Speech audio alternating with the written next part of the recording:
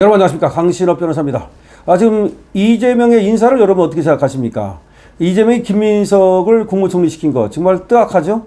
아마 김민석 형 김민웅 때문에 시켰다는 것이 지금 화다한 얘기입니다. 지금 이재명의 인사를 보면 말이죠, 아주 교묘하게 자기를 변호해줬던 변호사들을 곳곳에 핵심 보직에 심고 있습니다. 예를 들어서 국정원 기조실장, 어떻게 보면 국정원장보다 더 중요한 자리입니다. 국정원의 예산과 인사를 주무르는 자리, 이런 데다가 자기 변호사를 보내고요.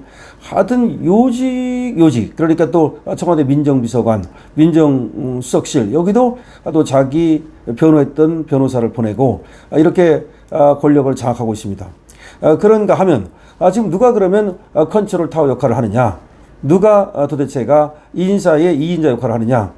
지금 드러나지 않는 인사위원회가 있는데요, 김현지입니다. 김현지, 대통령실 총무비서관인데 여기가 인사와 관련해서 게이트키퍼, 문지기 역할을 하고 있다.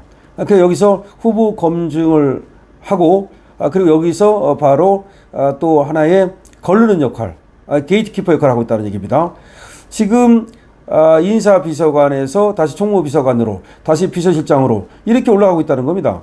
원래는 말이죠, 인사비서관에서 바로 비서실장으로 가고 대통령으로 가야 되는데 이 총무비서관을 거친다는 겁니다. 왜? 총무비서관이 김현지니까. 그러니까 김현지는 총무비서관 겸 인사비서관이 되는 거죠. 그러니까 김용채가 인사비서관인데요, 김용채 인사비서관 상급자 역할을 하고 있다. 야, 이거 뭔가 잘못된 거 아닙니까? 원래 인사라는 것은 인사비서관에서 비서실장으로 해서 대통령으로 올라가야 되는데 거기에 하나의 게이트키퍼를 하나 집어넣은 겁니다. 총무비서관 김현지를 말이죠. 문제는 이 민주당 정부에서 인사석에 맡고 있던 후보자 추천 그리고 선발 권한을 이 김현지가 오롯이 행사할 수가 지금 없고 여러 사람이 할 수밖에 없다는 건데, 무슨 말이냐면 지금 인사수석이 원래가 이제 인사를 담당하는 하나의 관직인데, 문재인 때는 인사수석이 이걸 했었습니다. 그런데 지금 실제로는 이 김현지가 하면서도 또 김현지가 형식상으로는 인사와 아무런 관계가 없는 사람이다 보니까 실제로 일은 하면서도 원래 권한은 없는 거야. 그러니까 이게 아무래도 자기가 이게 권한 없는 일을 하다 보면 찜찜하죠. 그러면 아닌 척 하면서 안 하는 척 하면서 해야 되니까 이게 비선이 되는 거죠. 비선이 되는 겁니다. 그러니까 공식적인 조직을 맡고 있는 사람이 아니고 총무비서관이면 총무일을 해야 될 거 아닙니까? 아무리 이재명의 측근이라 하더라도 지금 공적 조직을 제치고 비선이 지금 인사를 주무른다, 이런 얘기가 나오는 겁니다. 인사위원회가 있다고는 하지만 인사위원회는 지금 하나도 제대로 역할을 못하고 있다. 다시 얘기하면 원래는 인사수석, 인사비서관 그런 식으로 인사가 이게 올라가야 되는데 이게 총무비서관으로 삐딱선을 타는 거지. 삐딱선을 탔다가 다시 이게 올라가는데, 총무비서관은 원래는 인사에 대해서 아무런 권한도 없잖아요. 아무런 권한도 없으니까 결재도 할 수 없고 거기다가 공식적으로 목소리를 낼 수도 없잖아요. 그럼 뒤에서 안 보이는 곳에서 그런 역할을 해야 되잖아. 그럼 이게 비선이지. 김현지가 총무에 관한은 비선이 아니지만 인사에 관한은 비선이죠. 이거 난리 났습니다. 이런 비선이 이렇게 활개를 치면 이제 인사가 한마디로 이제 산으로 가는 겁니다. 고위직 인사 영향을 미칠 만한 인사가 지금 제대로 지금 안 되고 자꾸 이렇게 김현지라는 등의 사람들을 통해서 이렇게 비선으로 움직일 경우에 다 거기에 줄을 서게 됩니다. 예를 들어서 박관천 경호처 차장이 내정자 신분으로 한 달 넘게 거기서 일을 하다가 경호처 차장으로 못 가고 다른 데로 갔거든요. 정책관이라고 하는. 이게 무슨 일이냐는 거지. 다시 말해서 이미 경호처 차장인 듯이 경호처에 가서 일을 하고 있었어요. 박관천이라고 있죠, 여러분. 근데 이자가 경호처 차장이 못 되고 다시 하나의 자리를 만들어 가지고 경호처 정책관이라고 하는 사이드로 빠진 거죠. 경호처 차장한다는 사람이 왜 경호처 정책관으로 바뀝니까? 이게 바로 지금 인사가 난백상을 보이고 있다는 걸 말하는 겁니다. 그러니까 또 송교 변호사라는 사람이 말이죠, 국정상황실장에서 자기가 원래 주특기였던 경제안보비서관으로 이동을 했는데 처음부터 맞지 않는 자리에 송기호를 국정상황실장을 시켰던 거죠. 자기가 가깝다고 그래서. 다시 말해서 이 사람을 국정상황실장을 시켜보니까 거기에 안 맞는 거야. 일을 못 하는 거야. 그러니까 자기 주특기인 경제안보비서관으로 이동을 시켰다는 겁니다. 이것도 인사의 난맥상을 지금 보여주고 있는 거죠. 지금 인사의 난맥상이 한두 개가 아닙니다. 결국은 왜 그러냐? 공식적인 라인을 제끼고 비공식 라인, 비선으로 지금 인사를 하려다 보니까 이런 일이 벌어지는 것이다. 이런 얘기입니다. 지금 이재명 정부의 2인자가 누구냐? 뭐 김민석이냐? 아니면 비서실장 뭐 강훈식이냐? 그 다음에 뭐 우상호냐? 정무석 여러 가지가 나오는데 일단은 비서실만 봐도 강훈식은 94학번이야. 94학번. 나이가 젊어요. 그런데 우상호는 81학번이야. 무려 13년 선배입니다.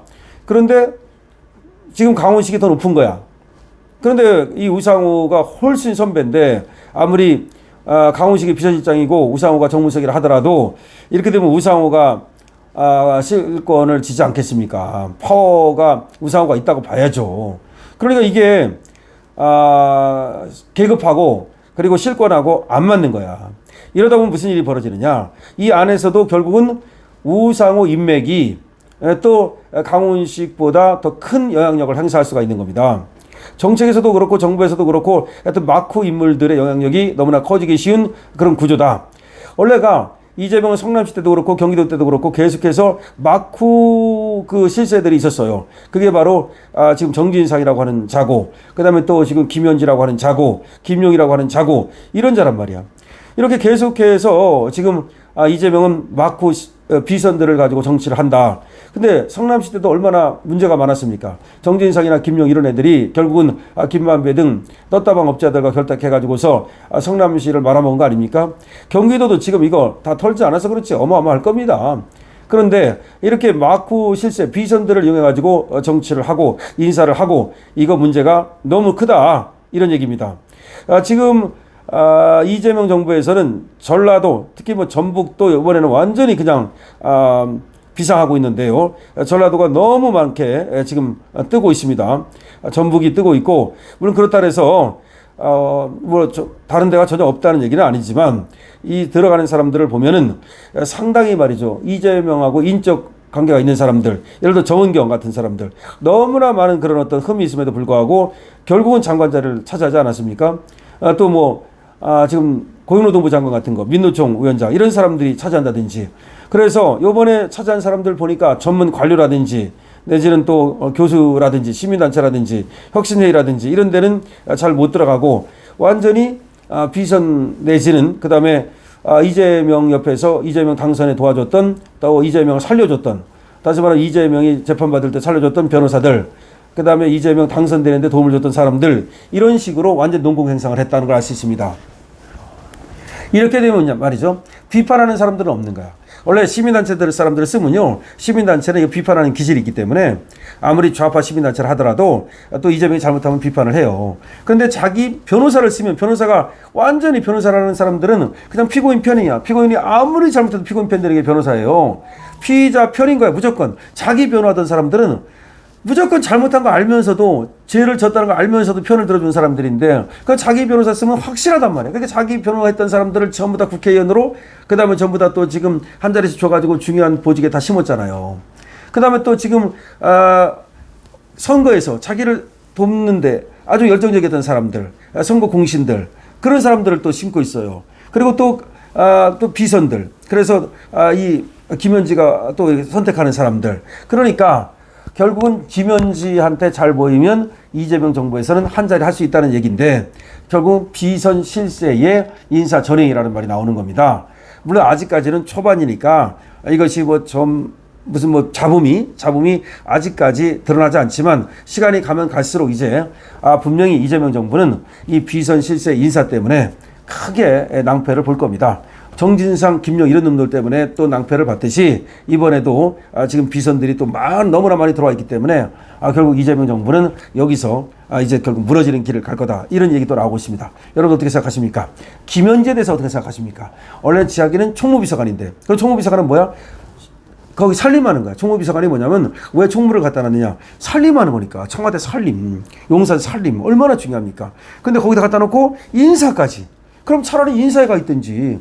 그러면 이 인간이 총무도 하고 인사도 하고 두 개 다 하려고 총무비서관인데 인사에 지금 하나의 게이트키퍼 역할을 하고 있단 말이야. 이게 문제입니다.